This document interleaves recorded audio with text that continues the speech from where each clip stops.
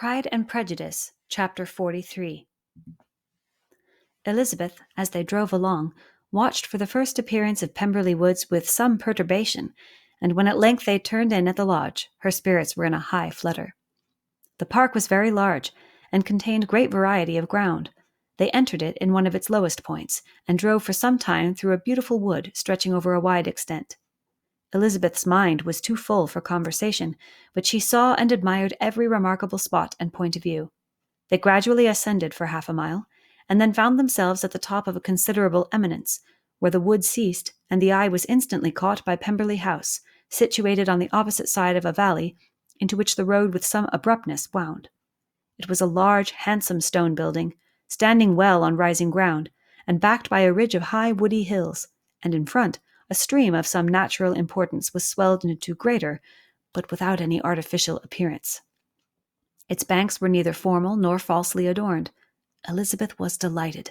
She had never seen a place for which nature had done more, or where natural beauty had been so little counteracted by an awkward taste. They were all of them warm in their admiration, and at that moment she felt that to be mistress of Pemberley might be something. They descended the hill, crossed the bridge, and drove to the door, and while examining the nearer aspect of the house, all her apprehension of meeting its owner returned. She dreaded lest the chambermaid had been mistaken. On applying to see the place, they were admitted into the hall, and Elizabeth, as they waited for the housekeeper, had leisure to wonder at her being where she was. The housekeeper came, a respectable-looking elderly woman, much less fine and more civil than she had any notion of finding her. They followed her into the dining parlour. It was a large, well-proportioned room, handsomely fitted up. Elizabeth, after slightly surveying it, went to a window to enjoy its prospect. The hill, crowned with wood, which they had descended, receiving increased abruptness from the distance, was a beautiful object. Every disposition of the ground was good, and she looked on the whole scene, the river, the trees scattered on its banks, and the winding of the valley as far as she could trace it, with delight. As they passed into other rooms, these objects were taking different positions, but from every window there were beauties to be seen. The rooms were lofty and handsome, and their furniture suitable to the fortune of its proprietor, but Elizabeth saw, with admiration of his taste, that it was neither gaudy nor uselessly fine, with less of splendor and more real elegance than the furniture of Rosings. And of this place, thought she, I might have been mistress. With these rooms I might now have been familiarly acquainted. Instead of viewing them as a stranger, I might have rejoiced in them as my own, and welcomed to them as visitors my uncle and aunt. But no, recollecting herself, that could never be. My uncle and aunt would have been lost to me. I should not have been allowed to invite them. This was a lucky recollection. It saved her from something very like regret. She longed to inquire of the housekeeper whether her master was really absent, but had not the courage for it. At length, however, the question was asked by her uncle, and she turned away with alarm, while Mrs. Reynolds replied that he was, adding, "But we expect him tomorrow, with a large party of friends." How rejoiced was Elizabeth that their own journey had not by any circumstance been delayed a day. Her aunt now called her to look at a picture. She approached and saw the likeness of Mr. Wickham, suspended amongst several other miniatures over the mantelpiece. Her aunt asked her smilingly how she liked it. The housekeeper came forward and told them it was a picture of a young gentleman, the son of her late master's steward, who had been brought up by him at his own expense. "He is now gone into the army," she added, "but I am afraid he has turned out very wild." Mrs. Gardiner looked at her niece with a smile, but Elizabeth could not return it. "And that," said Mrs. Reynolds, pointing to another of the miniatures, "is my master, and very like him. It was drawn at the same time as the other, about 8 years ago." "I have heard much of your master's fine person," said Mrs. Gardiner, looking at the picture. "It is a handsome face, but, Lizzie, you can tell us whether it is like or not." Mrs. Reynolds' respect for Elizabeth seemed to increase on this intimation of her knowing her master. "Does that young lady know Mr. Darcy?" Elizabeth coloured and said, "A little." "And do not you think him a very handsome gentleman, ma'am?" "Yes, very handsome." "I am sure I know none so handsome. But in the gallery upstairs you will see a finer, larger picture of him than this. This room was my late master's favourite room, and these miniatures are just as they used to be then. He was very fond of them." This accounted to Elizabeth for Mr. Wickham's being among them. Mrs. Reynolds then directed their attention to one of Miss Darcy, drawn when she was only 8 years old. "And is Miss Darcy as handsome as her brother?" said Mrs. Gardiner. "Oh, yes, the handsomest young lady that ever was seen, and so accomplished. She plays and sings all day long. In the next room is a new instrument just come down for her, a present from my master. She comes here tomorrow with him." Mr. Gardiner, whose manners were very easy and pleasant, encouraged her communicativeness by his questions and remarks. Mrs. Reynolds, either by pride or attachment, had evidently great pleasure in talking of her master and his sister. "Is your master much at Pemberley in the course of the year?" "Not so much as I could wish, sir, but I dare say he may spend half his time here, and Miss Darcy is always down for the summer months." "Except," thought Elizabeth, "when she goes to Ramsgate." "If your master would marry, you might see more of him." "Yes, sir, but I do not know when that will be. I do not know who is good enough for him." Mr. and Mrs. Gardiner smiled. Elizabeth could not help saying, "It is very much to his credit, I am sure, that you should think so." "I say no more than the truth, and everybody will say that knows him," replied the other.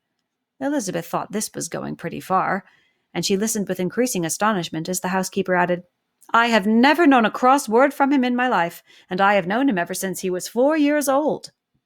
This was praise. Of all others, most extraordinary, most opposite to her ideas. That he was not a good-tempered man had been her firmest opinion.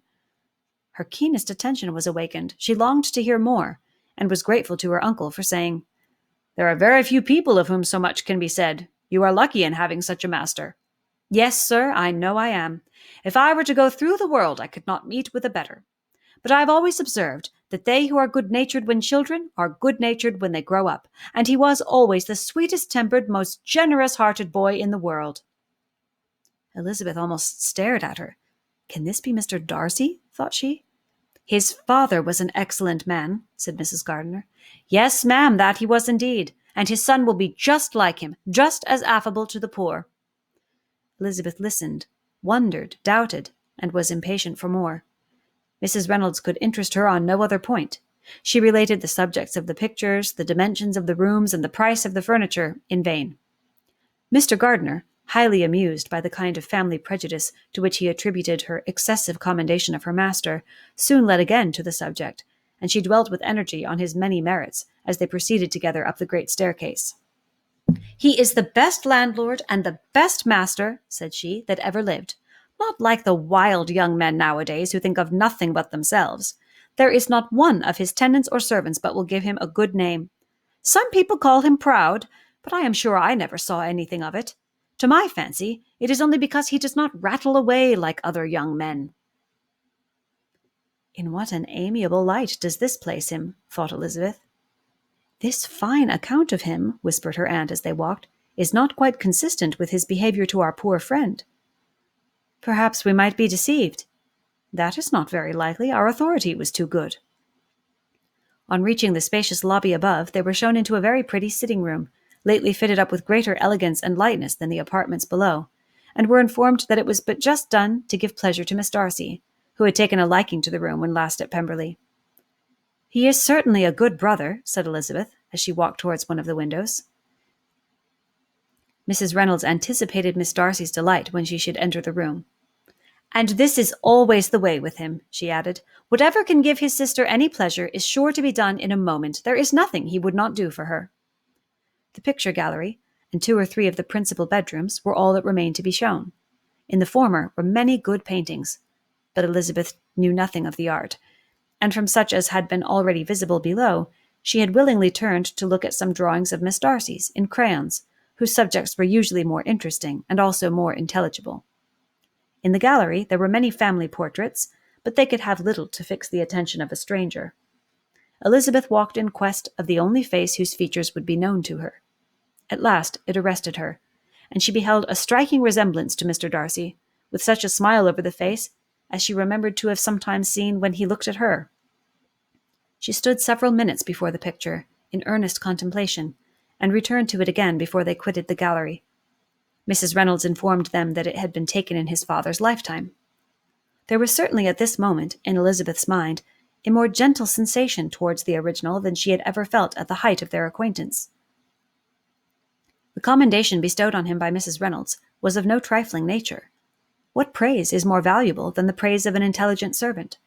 As a brother, a landlord, a master, she considered how many people's happiness were in his guardianship, how much of pleasure or pain was it in his power to bestow, how much of good or evil must be done by him. Every idea that had been brought forward by the housekeeper was favorable to his character, and as she stood before the canvas on which he was represented, and fixed his eyes upon herself, she thought of his regard with a deeper sentiment of gratitude than it had ever raised before. She remembered its warmth, and softened its impropriety of expression. When all of the house that was open to general inspection had been seen, they returned downstairs, and, taking leave of the housekeeper, were consigned over to the gardener, who met them at the hall door. As they walked across the hall towards the river, Elizabeth turned back to look again. Her uncle and aunt stopped also, and while the former was conjecturing as to the date of the building, the owner of it himself suddenly came forward from the road, which led behind it to the stables. They were within 20 yards of each other, and so abrupt was his appearance that it was impossible to avoid his sight. Their eyes instantly met, and the cheeks of both were overspread with the deepest blush.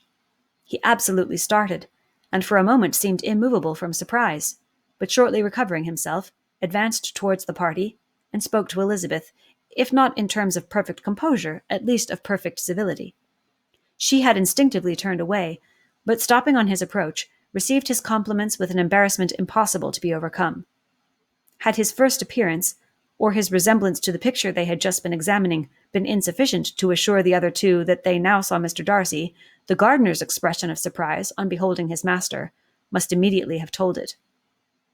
They stood a little aloof while he was talking to their niece, who, astonished and confused, scarcely dared lift her eyes to his face, and knew not what answer she returned to his civil inquiries after her family. Amazed at the alteration of his manner since they last parted, every sentence that he uttered was increasing her embarrassment, and every idea of the impropriety of her being found there recurring to her mind, the few minutes in which they continued were some of the most uncomfortable in her life. Nor did he seem much more at ease.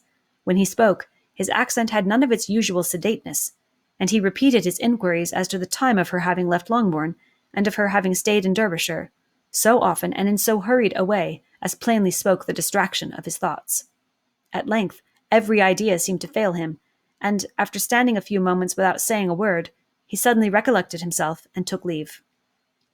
The others then joined her, and expressed admiration of his figure, but Elizabeth heard not a word, and wholly engrossed by her own feelings, followed them in silence. She was overpowered by shame and vexation. Her coming there was the most unfortunate, the most ill-judged thing in the world. How strange it must appear to him! In what a disgraceful light might it not strike so vain a man! It might seem as if she had purposely thrown herself in his way again. Oh, why did she come? Or why did he thus come a day before he was expected?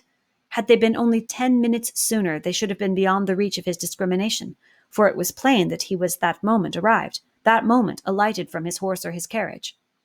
She blushed again and again over the perverseness of the meeting. And his behavior so strikingly altered, what could it mean? That he should even speak to her was amazing, but to speak with such civility, to inquire after her family. Never in her life had she seen his manners so little dignified, never had he spoken with such gentleness as on this unexpected meeting. What a contrast did it offer to his last address in Rosings Park, when he put his letter into her hand. She knew not what to think, or how to account for it. They had now entered a beautiful walk by the side of the water, and every step was bringing forward a nobler fall of ground, or a finer reach of the woods to which they were approaching. But it was some time before Elizabeth was sensible of any of it, and though she answered mechanically to the repeated appeals of her uncle and aunt, and seemed to direct her eyes to such objects as they pointed out, she distinguished no part of the scene. Her thoughts were all fixed on that one spot of Pemberley House, whichever it might be, where Mr. Darcy then was. She longed to know what at the moment was passing in his mind, in what manner he thought of her, and whether, in defiance of everything, she was still dear to him. Perhaps he had been civil only because he felt himself at ease. Yet there had been that in his voice which was not like ease. Whether he had felt more of pain or of pleasure in seeing her she could not tell, but he certainly had not seen her with composure. At length, however, the remarks of her companions on her absence of mind aroused her, and she felt the necessity of appearing more like herself. They entered the woods, and bidding adieu to the river for a while, ascended some of the higher grounds, when, in spots where the opening of the trees gave the eye power to wander, were many charming views of the valley, the opposite hills, with the long range of woods overspreading many and occasionally part of the stream. Mr. Gardiner expressed a wish of going round the whole park, but feared it might be beyond a walk. With a triumphant smile, they were told that it was 10 miles round. It settled the matter, and they pursued the accustomed circuit, which brought them again, after some time, in a descent among hanging woods, to the edge of the water and one of its narrowest parts. They crossed it by a simple bridge, in character with the general air of the scene. It was a spot less adorned than any they had yet visited, and the valley, here contracted into a glen, allowed room only for the stream and a narrow walk amidst the rough coppice-wood which bordered it. Elizabeth longed to explore its windings, but when they had crossed the bridge and perceived their distance from the house, Mrs. Gardiner, who was not a great walker, could go no farther, and thought only of returning to the carriage as quickly as possible. Her niece was, therefore, obliged to submit, and they took their way towards the house on the opposite side of the river, in the nearest direction. But their progress was slow, for Mr. Gardiner, though seldom able to indulge the taste, was very fond of fishing, and was so much engaged in watching the occasional appearance of some trout in the water, and talking to the man about them, that he advanced but little. Whilst wandering on in this slow manner, they were again surprised, and Elizabeth's astonishment was quite equal to what it had been at first, by the sight of Mr. Darcy approaching them, and at no great distance. The walk here, being less sheltered than on the other side, allowed them to see him before they met. Elizabeth, however astonished, was at least more prepared for an interview than before, and resolved to appear and to speak with calmness, if he really intended to meet them. For a few moments, indeed, she felt that he would probably strike into some other path. The idea lasted while a turning in the walk concealed him from their view. The turning past, he was immediately before them. With a glance, she saw that he had lost none of his recent civility, and, to imitate his politeness, she began, as they met, to admire the beauty of the place. But she had not got beyond the words delightful and charming when some unlucky recollections obtruded, and she fancied that praise of Pemberley from her might be mischievously construed. Her colour changed, and she said no more. Mrs. Gardiner was standing a little behind, and on her pausing, he asked her if she would do him the honour of introducing him to her friends. This was a stroke of civility for which she was quite unprepared, and she could hardly suppress a smile at his being now seeking the acquaintance of some of those very people against whom his pride had revolted in his offer to herself. What will be his surprise, thought she, when he knows who they are? He takes them now for people of fashion. The introduction, however, was immediately made, and as she named their relationship to herself, she stole a sly look at him to see how he bore it, and was not without the expectation of his decamping as fast as he could from such disgraceful companions. That he was surprised by the connection was evident. He sustained it, however, with fortitude, and so far from going away, turned back with them, and entered into conversation with Mr. Gardiner. Elizabeth could not but be pleased, could not but triumph. It was consoling that he should know she had some relations for whom there was no need to blush. She listened most attentively to all that passed between them, and gloried in every expression, every sentence of her uncle, which marked his intelligence, his taste, or his good manners. The conversation soon turned upon fishing, and she heard Mr. Darcy invite him, with the greatest civility, to fish there as often as he chose while he continued in the neighbourhood, offering at the same time to supply him with fishing tackle, and pointing out those parts of the stream where there was usually most sport. Mrs. Gardiner, who was walking arm in arm with Elizabeth, gave her a look expressive of wonder. Elizabeth said nothing, but it gratified her exceedingly. The compliment must be all for herself. Her astonishment, however, was extreme, and continually was she repeating, "Why is he so altered? From what can it proceed? It cannot be from me. It cannot be for my sake that his manners are thus softened. My reproofs at Hunsford could not work such a change as this. It is impossible that he should still love me." After walking some time in this way, the two ladies in front, the two gentlemen behind, on resuming their places, after descending to the brink of the river for the better inspection of some curious water plant, there chanced to be a little alteration. It originated in Mrs. Gardiner, who, fatigued by the exercise of the morning, found Elizabeth's arm inadequate to her support, and consequently preferred her husband's. Mr. Darcy took her place by her niece, and they walked on together. After a short silence, the lady first spoke. She wished him to know that she had been assured of his absence before she came to the place, and accordingly began by observing that his arrival had been very unexpected. "For your housekeeper," she added, "informed us that you would certainly not be here till tomorrow, and indeed, before we left Bakewell, we understood that you were not immediately expected in the country." He acknowledged the truth of it all, and said that business with his steward had occasioned his coming forward a few hours before the rest of the party with whom he had been travelling. "They will join me early tomorrow," he continued, "and among them are some who will claim an acquaintance with you, Mr. Bingley and his sisters." Elizabeth answered only by a slight bow. Her thoughts were instantly driven back to the time when Mr. Bingley's name had been the last mentioned between them, and, if she might judge by his complexion, his mind was not very differently engaged. "There is also one other person in the party," he continued after a pause, "who more particularly wishes to be known to you. Will you allow me, or do I ask too much, to introduce my sister to your acquaintance during your stay at Lambton?" The surprise of such an application was great indeed.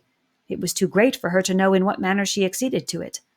She immediately felt that whatever desire Miss Darcy might have of being acquainted with her must be the work of her brother, and, without looking farther, it was satisfactory. It was gratifying to know that his resentment had not made him think really ill of her. They now walked on in silence, each of them deep in thought. Elizabeth was not comfortable, that was impossible, but she was flattered and pleased. His wish of introducing his sister to her was a compliment of the highest kind. They soon outstripped the others, and when they had reached the carriage, Mr. and Mrs. Gardiner were 1/4 of a mile behind. He then asked her to walk into the house, but she declared herself not tired, and they stood together on the lawn. At such a time much might have been said, and silence was very awkward. She wanted to talk, but there seemed to be an embargo on every subject. At last she recollected that she had been travelling, and they talked of Matlock and Dovedale with great perseverance. Yet time and her aunt moved slowly, and her patience and her ideas were nearly worn out before the tete-a-tete was over. On Mr. and Mrs. Gardiner's coming up, they were all pressed to go into the house and take some refreshment, but this was declined, and they parted on each side with utmost politeness. Mr. Darcy handed the ladies into the carriage, and when it drove off, Elizabeth saw him walking slowly towards the house. The observations of her uncle and aunt now began, and each of them pronounced him to be infinitely superior to anything they had expected. "He is perfectly well-behaved, polite, and unassuming," said her uncle. "There is something a little stately in him, to be sure," replied her aunt, "but it is confined to his air, and is not unbecoming. I can now say with the housekeeper that though some people may call him proud, I have seen nothing of it." "I was never more surprised than by his behaviour to us. It was more than civil. It was really attentive, and there was no necessity for such attention. His acquaintance with Elizabeth was very trifling."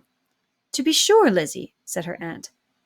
"He is not so handsome as Wickham, or rather he has not Wickham's countenance, for his features are perfectly good. But how came you to tell me that he was so disagreeable?"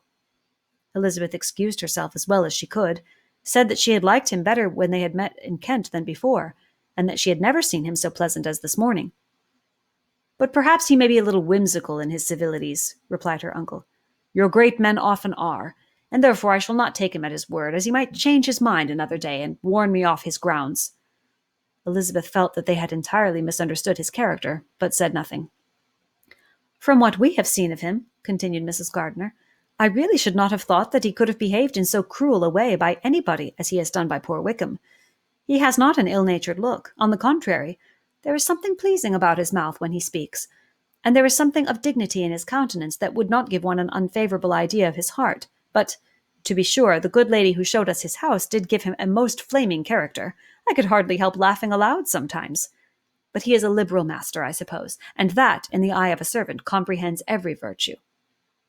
Elizabeth here felt herself called on to say something in vindication of his behaviour to Wickham, and therefore gave them to understand, in as guarded a manner as she could, that by what she had heard from his relations in Kent, his actions were capable of a very different construction, and that his character was by no means so faulty, nor Wickham's so amiable, as they had been considered in Hertfordshire. In confirmation of this, she related the particulars of all the pecuniary transactions in which they had been connected, without actually naming her authority, but stating it to be such as might be relied on. Mrs. Gardiner was surprised and concerned, but as they were now approaching the scene of her former pleasures, every idea gave way to the charm of recollection, and she was too much engaged in pointing out to her husband all the interesting spots in its environs to think of anything else. Fatigued as she had been by the morning's walk, they had no sooner dined than she set off again in quest of her former acquaintance, and the evening was spent in the satisfactions of an intercourse renewed after many years' discontinuance. The occurrences of the day were too full of interest to leave Elizabeth much attention for any of these new friends, and she could do nothing but think, and think with wonder of Mr. Darcy's civility, and, above all, of his wishing her to be acquainted with his sister.